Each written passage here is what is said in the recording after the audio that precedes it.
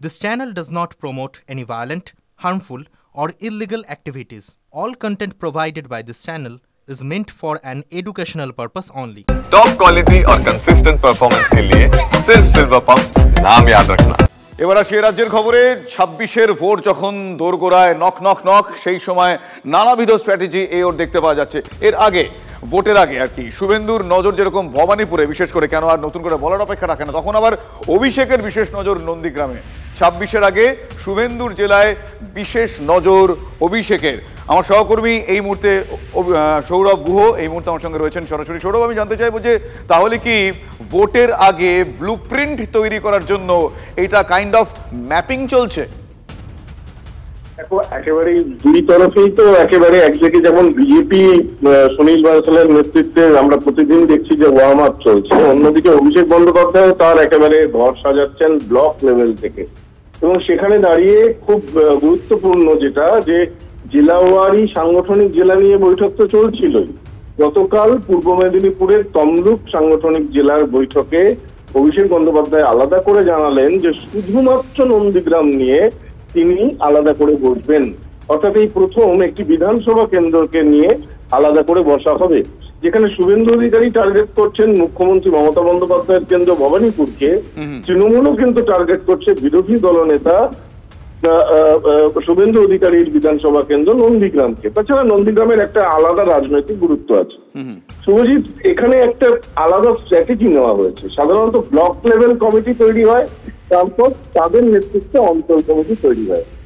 অভিষেক বন্দ্যোপাধ্যায় যেটা জানিয়েছেন যে একেবারে নিচুতলার বুথ লেভেল থেকে আগে কমিটি তৈরি হবে, সেখানে তার সহমত মানে নিয়ে সম্মতি নিয়ে ব্লক কমিটি তৈরি হবে নন্দীগ্রামে। অর্থাৎ নিচুতলা থেকে কমিটি তৈরি করা হবে যাতে কোনো ধরনের ভুল বোঝাবুঝি না থাকে, এবং কিছুদিনের মধ্যেই সেটা কিন্তু সর্বস্তরের কর্মী নেতাদের নিয়ে বসবেন। অর্থাৎ ২৬-এর লড়াই তো এক প্রকার শুরুই হয়ে গেছে। এবার বিরোধী দলনেতা এবং মুখ্যমন্ত্রী তাদের বিধানসভা কেন্দ্র নিয়ে কিন্তু তুমি যে কথাটা বললে ম্যাপিং, সেই ম্যাপিংটাও কিন্তু এবার শুরু হয়ে যাবে। একদমই তাই, একদমই তাই। আমাদের সঙ্গে এই মুহূর্তে টেলিফোন লাইনে রয়েছেন বিজেপির রাজ্য সভাপতি সুকান্ত মজুমদার। সুকান্ত বাবু, আমি আপনার কাছে জানতে চাইবো যে এই যে ভোটের আগে একটা প্রস্তুতি পর্ব চলছে, এটা আমরা বলবো, সেক্ষেত্রে যখন শুভেন্দু অধিকারী ভবানীপুরের দিকে বিশেষ নজর, সেক্ষেত্রে অভিষেক বন্দ্যোপাধ্যায় এবার নন্দীগ্রামকে একটু স্পেশালি দেখছেন, একটু বাড়তি গুরুত্বই দিচ্ছেন। কি বলবেন, কি প্রতিক্রিয়া আপনার? অভিষেক বন্দ্যোপাধ্যায়ের নজর নাকি এখন নন্দীগ্রামের দিকে পড়েছে। আমি জানতাম যে অভিষেক বাবু শুধুমাত্র কয়লা, গরু এদিকের দিকেই নজর রাখেন, তো সেই নন্দীগ্রামে উনি নজর রাখতেই পারেন। নন্দীগ্রামও আমরা জিতবো এবং ভবানীপুরে মুখ্যমন্ত্রীকে এবার আমরা হারাবো। আর তাহলে এক্ষেত্রে বাড়তি যে গুরুত্ব, পাশাপাশি গতকাল যে বৈঠকটা ছিল সেই বৈঠকে আমরা দেখলাম যে বিষয়গুলো নিয়ে প্রশ্নচিহ্নের মুখে আপনারা বারবার বলেছেন, সেই বিষয়গুলোও তিনি উল্লেখ করেছেন যে নবীন প্রবীণ সে দ্বন্দ্ব মেটানো, সেটা আপনি কিভাবে দেখবেন, সেই বিষয়টা কিভাবে বলবেন? তৃণমূল কংগ্রেস এখন এমন একটি তাসের ঘর পরিণত হয়েছে যে ঘরটি দেখতে বাইরে থেকে খুব ভালো লাগছে, ভেতরে শত ছিন্ন, শত তার মধ্যে ছিদ্র এবং ফাটল। সেই জন্য অপেক্ষা করুন, দেখতে পাবেন ভোট এলে পরে আস্তে আস্তে তৃণমূল কংগ্রেসটা কেমন তাসের ঘরের মতো ভেঙে পড়ে। অনেক ধন্যবাদ।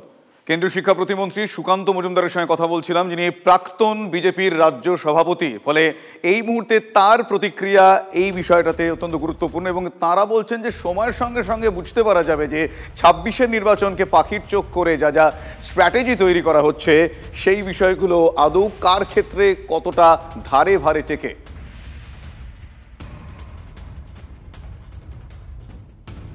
তৃণমূলে বিজেপির চর ধরতে অভিষেক আবার বার্তা দিলেন। চর বলতে তিনি বলতে চাইলেন যেটা, সেটা হচ্ছে কেউ বা কারা বিজেপির হয়ে কাজ করছে, মানে দলে থেকে যারা বিজেপির সঙ্গে যোগাযোগ রাখছেন তাদের চিহ্নিত করতে হবে।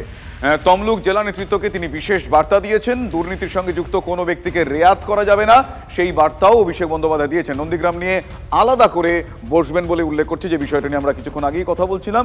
ফলে এক্ষেত্রে ২০২৬-এর বিধানসভা নির্বাচনের আগে গুরুত্বপূর্ণ বেশ কিছু বার্তা দলের নাম্বার 2 তরফ থেকে এসেছে।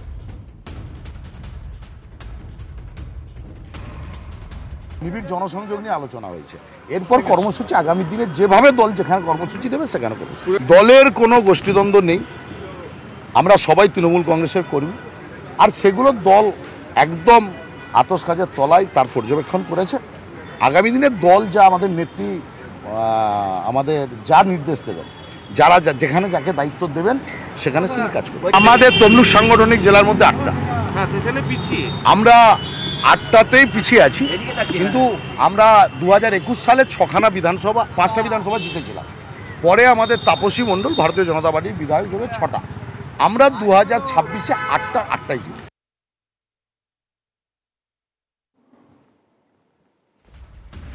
দুর্নীতিতে জড়িত কোনো ব্যক্তিকে রেয়াত করা যাবে না, তৃণমূলে বিজেপির চর ধরতে অভিষেক বন্দ্যোপাধ্যায়ের বার্তা। ফলে বুঝতেই পারছেন এই মুহূর্তে বিশেষভাবে যে প্রস্তুতি, যে স্ট্র্যাটেজি, যে নামেই ডাকা হোক না কেন, যাই বলা হোক না কেন, কিছুক্ষণ আগে যেরকমটা বলছিলাম, আমরা কথাও বললাম কিছুক্ষণ আগে এই বিষয়ে রাজনৈতিক ব্যক্তিত্বদের সঙ্গে। এই মুহূর্তে আমার সঙ্গে টেলিফোন লাইনে রয়েছেন বিজেপি নেতা জগন্নাথ চট্টোপাধ্যায়, আমি তারও প্রতিক্রিয়া জানবো। জগন্নাথবাবু, জানতে চাইবো যে 26-এর ভোটের আগে বেশ কিছু আমরা বাবাইদের সময়ও দেখেছিলাম যে শুদ্ধিকরণ বলে একটা শব্দ এক্ষেত্রে এসেছিল। এক্ষেত্রে অভিষেক বন্দ্যোপাধ্যায় এ ধরনের পদক্ষেপকে শুদ্ধিকরণ, নিয়েও শুদ্ধিকরণ বলে আমরা ডাকতে পারি, আপনারা কিভাবে দেখছেন? না, সুচ হয়ে চালনের বিচার কেউ করে নাকি? আপনারা যে তৃণমূল কংগ্রেস এবং প্রাইভেট লিমিটেড কোম্পানির 1 নম্বর আর 2 নম্বরের মধ্যে লড়াইয়ের কথা বলছিলেন, আপনারাই তো দেখিয়েছেন যে তখন নাকি 1 নম্বর 2 নম্বরকে বলেছিল যে তুমি বিজেপির চর। তৃণমূল কংগ্রেস এবং প্রাইভেট লিমিটেড কোম্পানির 1 নম্বর 2 নম্বরকে বলেছিল তুমি বিজেপির চর। এখন কে কাকে বিজেপির চর বলছে তো মানে হাস্যকর ঘটনা। শাসক দলের অধীনে এতগুলি এজেন্সি রয়েছে, তারা খুঁজে বের করে নিক কে কার চর। তো নিজের দলের নেতাদের প্রতি যার আস্থা নেই, নিজের দলের কার্যকর্তাদের প্রতি যে আস্থা নেই, তো এই ফৌজ কি করে বিধানসভায় নির্বাচন লড়বে? এবং এই ঘটনা বলে দিচ্ছে যে 26-এর নির্বাচন তৃণমূল কংগ্রেস বিসর্জন। ধন্যবাদ আপনার প্রতিক্রিয়ার জন্য।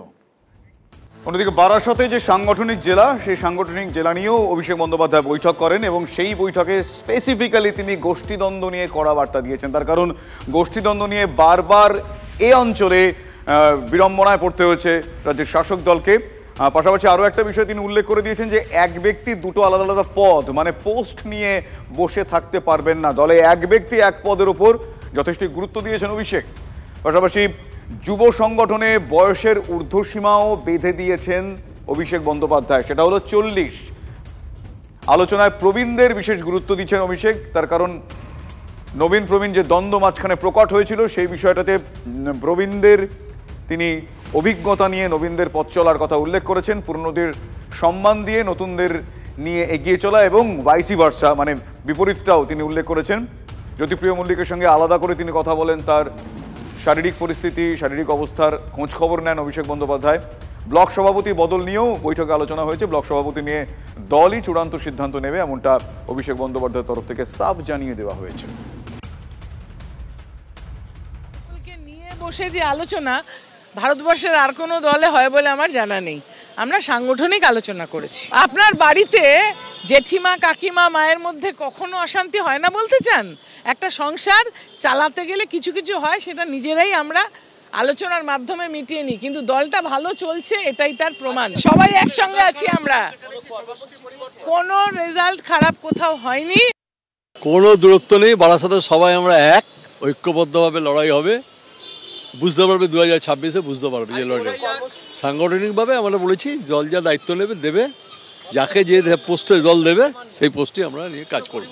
আমরা প্রত্যেকেই দল করেছি, 30 বছর 35 বছর দল করেছি, সুতরাং স্বাভাবিকভাবেই দলের উপর সব ছেড়ে দিয়েছি, যেটা বলবে সেটাই পাই না।